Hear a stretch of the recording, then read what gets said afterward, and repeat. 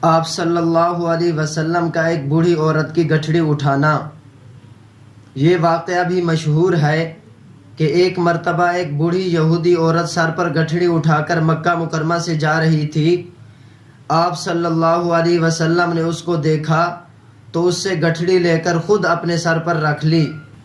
جب اسے منزل پر پہنچایا تو اس بڑھیا نے آپ صلی اللہ علیہ وسلم کو نصیحت کی کہ مکہ میں ایک شخص ہے جو لوگوں کو ان کے آبائی دین سے پھیر کر ایک نئی دین کی دعوت دیتا ہے اور اس کا نام محمد ہے، تم اس سے بچتے رہنا۔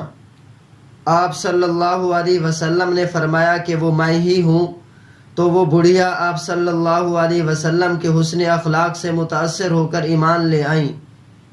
یہ واقعہ بھی موضوع بے بنیاد اور من گھڑت ہے۔ نیز اس واقعہ میں یہودی عورت کا ذکر ہے۔ یہود تو مدینہ منورہ میں آباد تھے نہ کہ مکہ مکرمہ میں۔ واللہ تعالی اعلم بالصواب۔